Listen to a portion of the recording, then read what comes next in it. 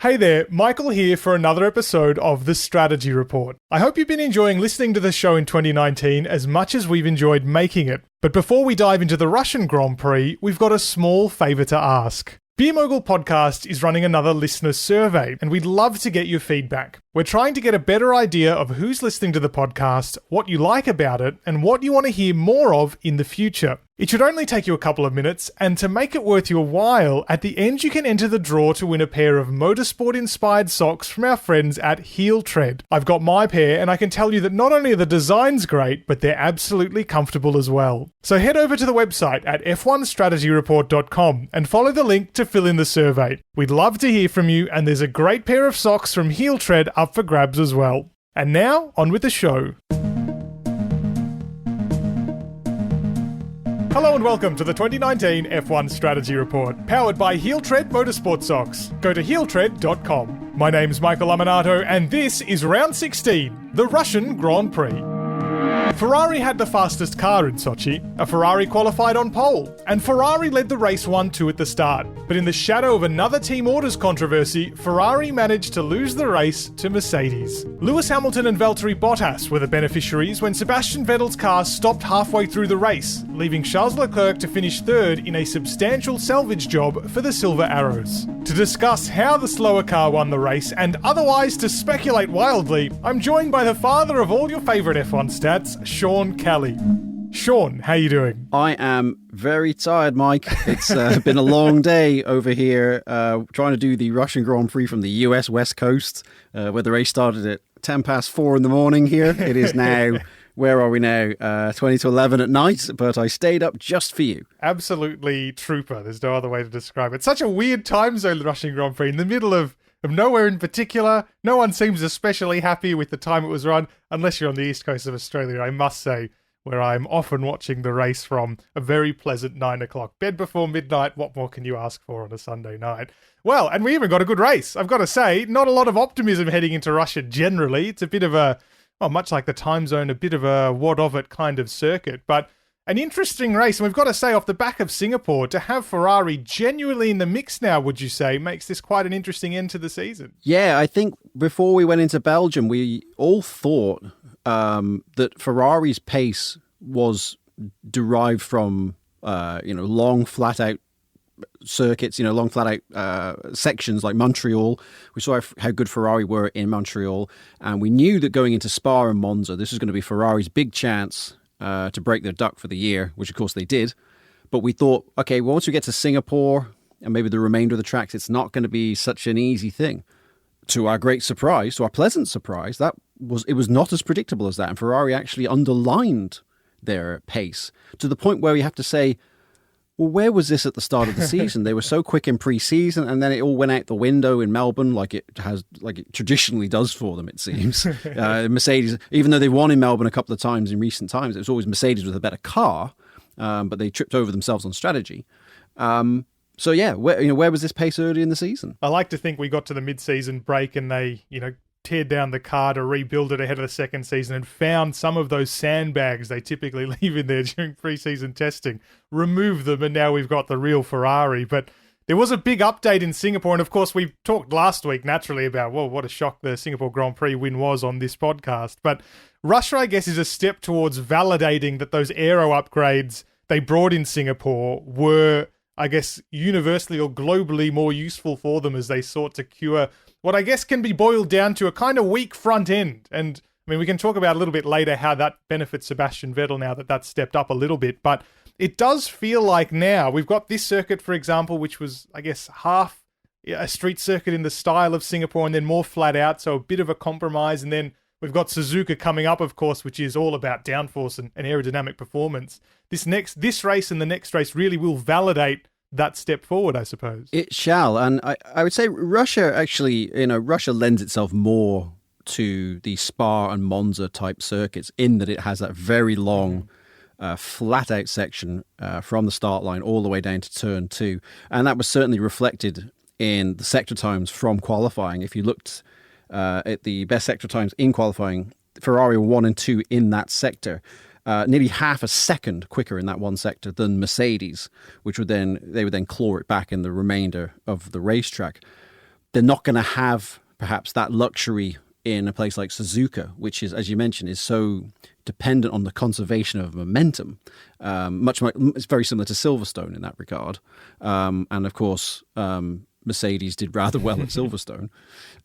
So yeah, it's probably, I hesitate to say probably, because we said that in Singapore and we got a surprise. But let's just say you'll get longer odds of it carrying on in Suzuka. But certainly they seem to be taking full advantage of what was a track made for them in Sochi, or more tailored towards them. And then, as a great man once said, this is why we run the races. Mm-hmm. It seemed to be predictable heading towards a Ferrari 1-2. And it ended up being a completely different team that finished 1-2. Certainly it was leading up into qualifying, and even through qualifying itself. It seemed as though Ferrari did have this edge fairly comfortably, especially on the soft tyre. And we had the middle of Pirelli's range here, C2, C3, and C4 for those playing along at home. It's hard to say, those tyre compounds. And that tends to be the way Ferrari works, isn't it? The softer the tyre, the better they seem to be able to get it working. But inversely, we did see Mercedes struggling a little bit with operating these tyres on what is a very smooth surface, and they just seem to lack that kind of bite and pace we normally expect to see, at least across the long run, certainly on the soft tyre, although I guess this is where we started to see the path towards their race strategy emerge, because on the medium tyre, it seemed like they had a little bit more going for them. Yeah, I mean, that's certainly something we've seen at other races this year. I'm just referring to my notes that I circulated among the broadcasters on Friday. Let me see if I can read you verbatim what I said and see if I'm Nostradamus or not here. Yes, here's fun. The preliminary findings suggest that Valtteri Bottas will again outpace Hamilton on a track that is arguably his best in F1. But Bottas, Leclerc and Verstappen all ran softs at the end of this session, and it was Leclerc who came out on top when averaging the lap times. So there it was in black and white. When digging down into the numbers, Leclerc was bossing it on the soft tyre. Mm-hmm. Now, how that translated to the medium tyre, it was tough to tell because we didn't get a very good sample set. But certainly on the short amount of laps they ran on the medium, the Mercedes looked a lot stronger than the Ferrari on the medium tyre. Which probably partially explained their decision to qualify on the medium tyre. One of the other key factors of this circuit that played into that decision on the medium tyre, or their ability to qualify in Q2 in that medium tyre rather, is that this circuit is really, it's almost like a test circuit in the sense that everything's very smooth, everything is very flat. It almost to a degree takes the variable of the circuit surface itself out. Of course, by there being no variables, it becomes kind of like a variable, doesn't it? Because for some cars, much more difficult to use it. But it meant that the gap between the compounds was not so great here. That also later on, as we'll talk about, played into the fact that the undercut and the overcut was actually quite difficult here because there wasn't a lot of performance differentiation. But to talk about that Q2 in particular, were you surprised that Ferrari didn't think about cutting off that avenue for Mercedes by using the set of mediums in that session? I was a little bit surprised. Yeah, I mean, it always seems like that if you have the capability to get away with using the harder available compounds of a weekend in Q2, it always seems like that it would be logical to try and do that because obviously the softest compound is liable to wear out first. In this case, I think Mercedes took the medium, which seemed like a solid strategy call on Saturday. But because we have low deg, as you mentioned, because the surface is so smooth, and there's not a lot of really high loading corners, it's not like Catalonia, for instance, where you've got a succession of corners that wear the tyres out. The soft tyre was able to hang in there a lot more. Now, this is not exactly unprecedented. There was quite a wealth of knowledge on that in the past. And in fact, if you dig down towards Sochi's history, prior to this year, no one had ever finished in the top 4 in Sochi when they'd made more than one pit stop. So we knew from the past that there was no chance that, or very little chance that somebody was going to do it in a more sprinting type way. The tyre is always going to last. In 2014 and 2016, we saw drivers pit at the end of the first lap and do the rest of the race on a single set of tyres. So longevity was always going to be there. With that in mind, it could be that Ferrari also took the soft tyre because they wanted to maximise their start. And knowing that Ferrari's big strength was the run down to turn 2, coupled with the fact that track position is pretty important on this racetrack. You wouldn't think it would be with that long run, but once if you were out of DRS range, you've got it. You're set. If they start on the soft tire, they knew they could maximize their run down to the second corner, as it is officially, the first corner for all intents and purposes. And certainly, we saw every bit of that because the Mercedes starting on the medium compound tires were even gobbled up by the McLarens, whereas the Ferraris were out front 1-2 early on. And then, track possession's 9/10 of the law. Once they've got track position, they can control the race. Unfortunately for them, of course, the power struggle became an internal one as opposed to battling other teams. They found that the two drivers were in direct conflict with each other. Possession is 9/10 of the law, I think, is exactly what Sebastian Vettel must have been thinking at the early part of this race. We will get back to Mercedes a little bit later on and to talk about how that medium compound tyre did eventually, even if luck was involved, swing the race back towards them. But of course, the main draw for the first half of this race was Ferrari. They had the fastest car in qualifying, obviously. Charles Leclerc got it on pole by 0.4 of a second, and Sebastian Vettel had started third. Third for Vettel, though, despite him looking a little bit rattled after qualifying, ended up being the perfect position because you're right behind the leader, you're on the clean side of the grid, and he got a beautiful slipstream down to turn 2, as you said, really, the second turn, the first braking zone. And Ferrari had already thought about all of this, hadn't they? Because there's the spectre of this agreement that they had. And we love a good pre-race agreement in Formula One, I think, throughout the course of history.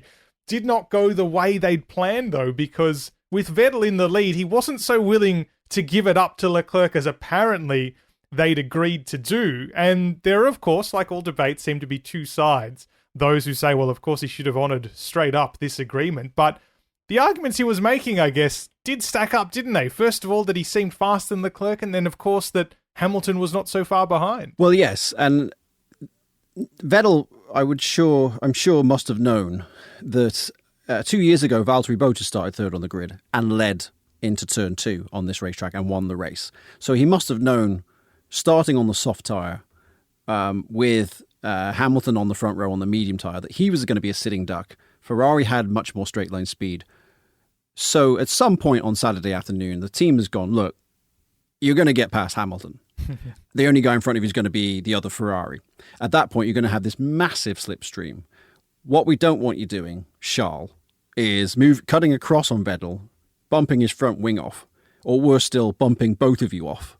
Not bumping you off as in terms of, shooting each other. I don't mean that kind of bumping off. Yes, unfortunate choice of terms. It's not that bad yet at Ferrari, anyway. It's not that bad yet. It might get there, but it's not that bad yet. Don't want it to turn into The Godfather. Yes, they must have said, look, there's a very high probability, not possibility, but probability, that you guys are going to be the guys battling for the lead into turn 2. Therefore, you're going to have to come up with some arrangement here. Charles, if you play a straight bat, don't try and get in Sebastian's way, and then we'll have it made into turn 2. We won't have any outside interference from the Mercedes guys, and then after that, we can do the old switcheroo, and then, all is well. Okay, yep, no problem. In reality, of course, Sebastian's got a little bit of previous when it comes to, let's say, misunderstanding team instructions. Should we call it that? I'm sure as an Australian, you need a no introduction to the whole Multi 21 situation. There's a commemorative coin all about it, I'm sure, somewhere. Yes. So once Vettel got the lead, he thought, actually, I kind of like it out here. It's kind of cool being up front. I'm not so keen on giving it all up. And he was right. I mean, there was a point there where he was 4 seconds up the road. And you must say that, like, if Leclerc wants the lead, come and take it. Where is he? If Vettel's the faster Ferrari, then why does he have to cede position to Leclerc? Now, I do understand that there is a championship implication here, because going into the race, Leclerc was tied. He was third in the World Championship, but he was actually tied on points with Max Verstappen. So Leclerc is battling to get third in the championship, and going into the race, he was only 31 points behind Bottas.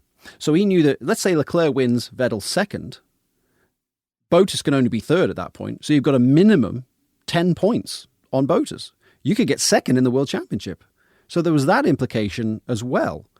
So on that basis, it would have been easy to say, hey, look, we want Charles to get second in the World Championship. Vettel would then have responded, hang on a minute, I'm only 6 points behind Leclerc myself. What about me? Why? How come I'm not, he's flavour of the month all of a sudden. Everyone's forgotten about me. And by the way, I'm 4 seconds in the lead. So I can see the arguments on both sides. But beyond that, I don't like to assign blame because I don't know. I wasn't in the meeting, so I don't know what was agreed or not agreed. And we should be very careful about assigning blame based upon a conversation that we never heard. We had that, Imola was always, of course, the place where we had those disagreements in the past. Think of Gilles Villeneuve and Didier Pironi in '82, or for a more long-term feud, Imola '89, when the race was red flagged and restarted, and Alain Prost took the lead off the restart, and Senna passed him into the Tosa hairpin on the first lap. But Prost had said, I thought we had an agreement that whoever led through Tamburello would lead from there on. To which Senna said, oh, that only applied to the first start. This is the restart. Now it's a whole different thing now. Sorry. And that's the feud was born that day. So it will be interesting. Nothing puts bums on seats in Formula One like a good bit of scandal. So if these two are going to start getting at each other, it's good for business. Looking at it from Leclerc's perspective, aside from whatever the agreement may have been, I thought it was really interesting and ties in very well to the idea, very well demonstrated idea that Charles Leclerc is really learning every race. Every race he's improving some little aspect of his performance. That he was very keen on team radio to, first of all, not lose his cool, as he himself accused himself of doing in Singapore. And second, to really emphasize that he was doing the good work of the team. He was playing the team game. And during that time, as you mentioned, Sebastian Vettel was able to move further up the road, and Hamilton was, if only marginally, able to close towards Charles Leclerc. Never enough to really threaten to undercut, but enough to threaten that he might later threaten to undercut, if we could say so much. Do you think, and of course we're deep into what-if territory, because ultimately it came to nothing by the time we got to halfway through the race and Sebastian Vettel's cars failed on him. But do you think that at that point in the race was the wise thing for Leclerc to do? Do you think ultimately this would have come down to a team decision to put Leclerc into the lead, or would you have preferred to have seen him try to chase up behind Vettel, or was he simply not fast enough as perhaps a third option? I'd be lying if I said I knew a bona fide answer to that. If I look at the lap times from both of them throughout the first stint when they were in direct comparison, they're almost identical. Sebastian is edging out a tenth here, a tenth there, and there isn't much change in that until the laps immediately before Leclerc pitted, when Vettel stepped his pace up and increased the gap through 4 seconds. Then Leclerc pits and starts to get a noticeable undercut. He was a second a lap faster on his first lap, flying lap, after his pit stop. Given that the gap was 4.4 seconds, you could see obviously, okay, this undercut is going to work out quite well for him. So when Vettel pitted, he came out behind Leclerc, and then of course almost instantly retired. So we don't know what would have become of that situation, whether Leclerc would have taken too much out of that tyre from trying to get that undercut. That's data that's lost to us because the VSC came out and then ultimately the safety car. And then it's further complicated by the fact that, okay, Mercedes ended up pitting under the VSC and getting the lead. And then we get, of course, the rather shambolic situation where Ferrari didn't decide what they wanted to do when the safety car itself came out. And second place became third place instead. Now, as we do move towards that pit stop window, as you said, Charles Leclerc, lap 22 was when he came into the pits, when he started to say that his tyres, particularly his rear left tyre, was starting to expire. 4 seconds more or less was the gap, as you said, and conveniently enough, it was 4 laps later that Sebastian Vettel was called in for his own stop. Ferrari insists this was more precautionary than anything else, despite the fact that Vettel said his tyres as well were starting to feel quite warm. They said it was ironically enough, considering what happened afterwards, to guard against a safety car. It is difficult, though, to feel as though this wasn't the team really taking into its own hands, if you like, the order of the leading drivers, because really there didn't seem to be that much performance logic to keeping Vettel out at that point, given he was starting to lose time to Hamilton. Yes, and as much of that was Hamilton stepping up the pace as it was Vettel losing the pace. If you look at the laps following Leclerc's pit stop on lap 22, on the lap before Leclerc pitted, Vettel had put in a 1:38.9.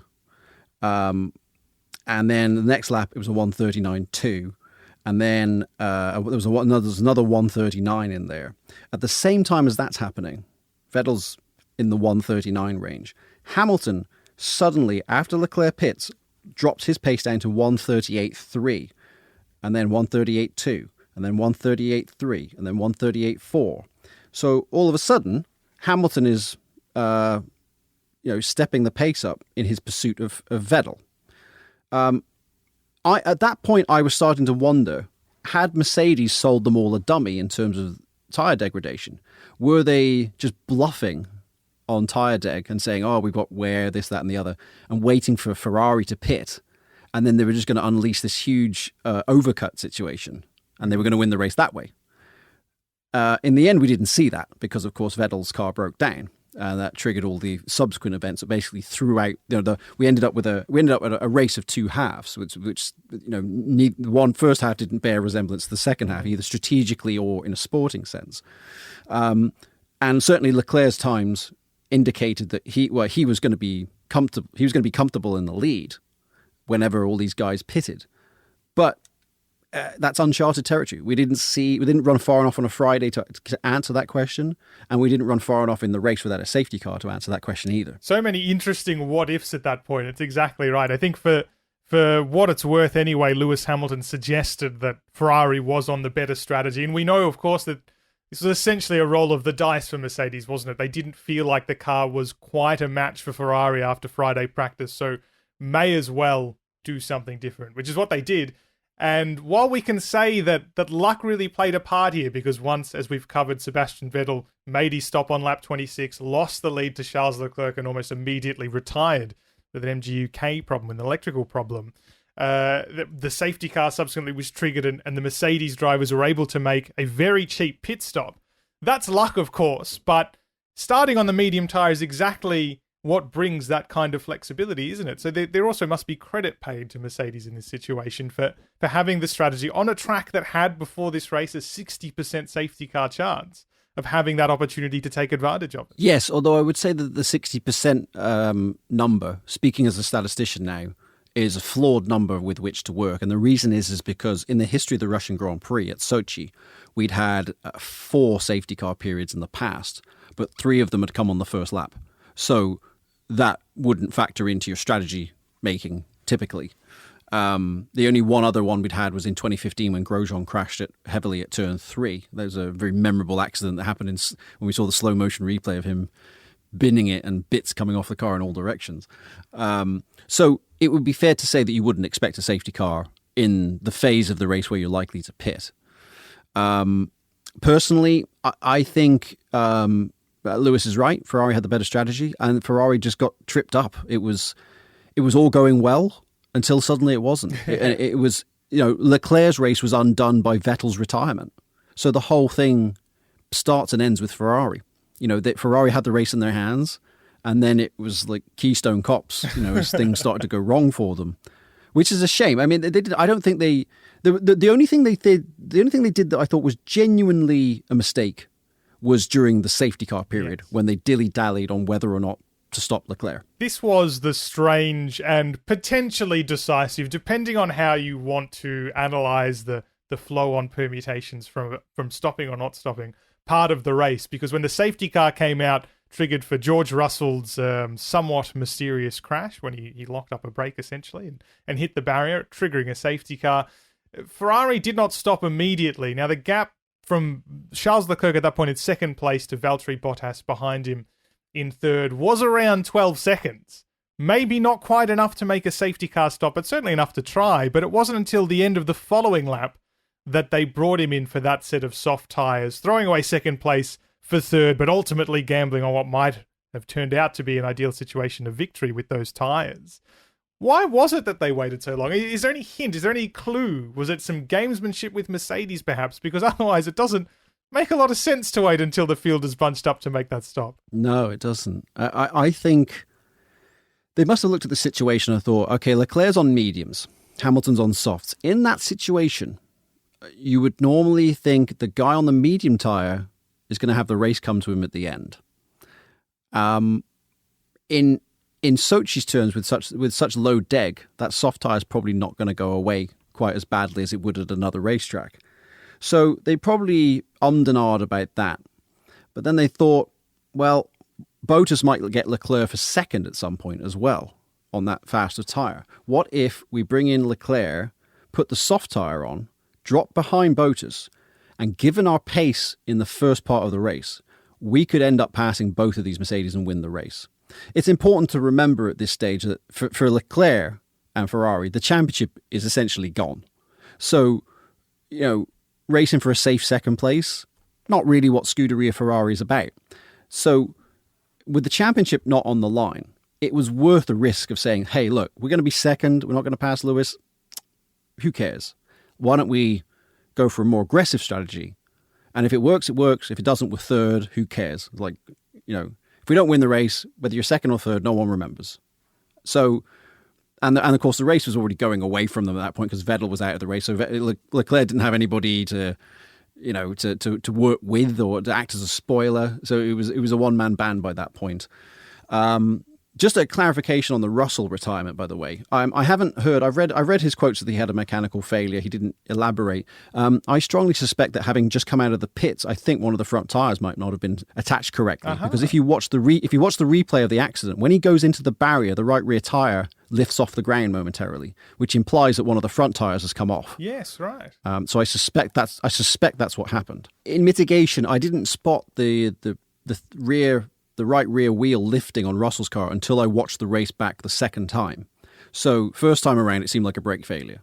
The second time around, I spotted that the right rear wheel is lifting when he goes into the barrier, implying that something's come off the front. And that would tally with a front wheel not being secure or something going wrong with the axle. And of course, I don't have proof, but I am offering that as a theory. Well, in this race, it's all about theories, really, considering how many what-ifs we've had to analyse over the course of the Grand Prix. To wrap up, though, the battle at the front, Charles Leclerc came out third, had those soft tyres. In total, they were maybe 2 laps younger than those equipped on the Mercedes cars. It was all about getting past, of course, Bottas first of all. And I guess to go back to some of the notes you'd made previously, albeit after Friday practice, but a historical note nonetheless. This is a track that Bottas does actually do fairly well on, despite the fact he was shaded by Lewis Hamilton. In fact, he has a history of really strong defences here. That's how his first win came. And I mean, of course, Ferrari had nothing to lose. There was no reason for them not to gamble on winning the race by dropping to third. But I guess if you were on Bottas's camp, you should have been relatively confident that you were going to keep that second place. Yes, I would say in Sochi especially, you always feel pretty good about track position if you're running near the front. It's a little bit different in what we might call the Class B Championship, where there's a lot of teams. There's 4 or 5 teams that are very, very close to each other in terms of performance. But up here in the big league, it seems that it's more difficult to make passes for the lead on this racetrack than it is to make passes for 10th place. Sadly, but yes, Bottas is has been a bit of a ringer around Sochi down the years. He'd never actually qualified outside the top 4 in Sochi in his career. Which I think is extraordinary, given that obviously for the first few years he was with Williams, but he still never was. He was on the front row in 2016, as recently as 2016 in a Williams, and would have had he lost a podium in 2015 when he was Raikkonen on the final lap. So he always had good form on this racetrack, and I was surprised actually that he did not offer as much of a challenge to Lewis this weekend as he has in previous years, because it was just one of those racetracks where, every great driver has a couple of racetracks where they don't perform quite as well as you might think. For Michael Schumacher, it was always the A1 ring, now the Red Bull ring. Now, people will look at his record and say, well, hang on a minute, he won there several times. Yes, he did, but Schumacher won several times at every racetrack, just as Lewis has won several times at every racetrack.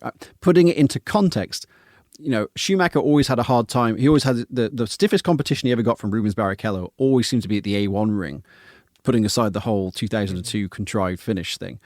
And same here with Bottas at Sochi. It was always one of his racetracks. And to see him qualify 6/10 off Lewis, it had to have been a phenomenal lap from Lewis to get on the front row, because I don't think any of us really saw Mercedes splitting the Ferraris. And it translated into game day.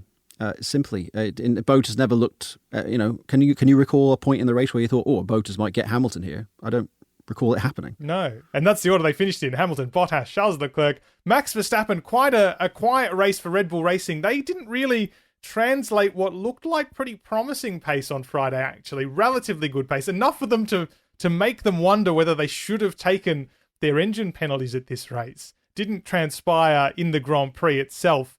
But it was good enough for Alex Albon to put in quite an impressive drive, considering the pretty average weekend he had up to that point. From the pit lane up to fifth behind Max Verstappen. He took advantage of the safety car, mind you. But another kind of mysterious weekend, I suppose, for Red Bull Racing, after they expected to do better in Singapore and didn't. Came here. This should have likewise been an okay race for them. Didn't work out again. It's not actually that surprising to me that Red Bull were not as competitive in Sochi as we have seen recently. This was Verstappen's first ever top four finish in Sochi. He still never qualified in the top six on this racetrack. Now, partly that's due to engine penalties and what have you. Certainly that was the case this weekend. But Red Bull have never really been a serious contender around this racetrack for whatever reason. It seems that their car just doesn't really like this racetrack in a way that it tends to with Singapore, for instance. Will be interesting to see how it goes around Suzuka, which of course is another great momentum track. And Red Bull had a pretty good car at Silverstone. Verstappen, of course, was hamstrung by the engine penalties, but even at the restart, he didn't really offer any serious. There wasn't really a point where he thought, Max Verstappen suddenly in the mix. It was just more like also ran. He, in the background also is Max Verstappen. He is still in the race, folks. With Alex Albon, he probably had the worst day of his Red Bull tenure in qualifying, when he crashed it in a manner that I tweeted immediately. I said, that moment where you watch an accident happening, and as it's happening, it reminds you of another accident that happened in another Formula One race. And I said, and this is one especially for your Australian listeners here, Mike. Nigel Mansell, Adelaide 1989, when he spun out of that race in 89, it looked exactly the same as Alexander Albon's crash, folks. For those of you who don't know what I'm talking about, you're probably too young. Check it out on YouTube, Google it, do what you got to do. So it was that crash again. Anyway, Albon, to his credit, Alexander Albon has finished in the top six in every race that he's competed in for Red Bull. He's yet to get really anywhere near close to Max Verstappen in qualifying. Jury's still out. Saying he finished in the top six in every race he's done for Red Bull sounds competent, but you've got to be more than competent with Red Bull. And it's easy to compare him to Gasly and say, oh, well, yes, he's done a more solid job than Gasly. But Gasly's not the benchmark. The benchmark is Verstappen, or at least what you would think Ricciardo would be doing in that drive. Because if Daniel Ricciardo was finishing in the top six, you would look at him and say, what's gone wrong, Danny? Where's the pace gone? I've seen you have a sniff of a podium lately. What's going on? So, Albon has achieved the minimum that's required. But he will need to do more than that for Red Bull to say, you know what, we'll give you 2020 as well. Another interesting chapter. I'm very pleased we get to say that after the Russian Grand Prix, actually. I was, for a time, wondering whether or not we would be able to. But an interesting chapter in the 2019 championship, which does accelerate in its path towards Lewis Hamilton in surely the next two rounds. It was a pleasure to talk about it with you, Sean. Thank you very much. It's always a pleasure. And I'm glad we managed to make some sense of the crazy Sochi world in which we lived in. That was Sean Kelly, renowned F1 statsman. The Strategy Report is powered by Heel Tread Motorsport Socks. Go to heeltread.com and check out their range of designs inspired by iconic cars. If you want more Strategy Report, you can get every episode by subscribing on Google and Apple Podcasts, Spotify, and on your favorite podcast app, plus all of your socials. And if you like what you've heard, we'd love it if you could give us a rating and a review to help other F1 fans find the show. The Strategy Report is a Beer Mogul podcast, and if you're looking for an alternative take on the Russian Grand Prix, have a search for Box of Neutrals in your podcast app of choice to hear Rob James and I discuss why bringing back a Ferrari V12 might not be such a good idea. I've been Michael Lamonato. Look me up at Michael Lamonato on Twitter, and I'll catch you in a couple of weeks from Suzuka for the Japanese Grand Prix.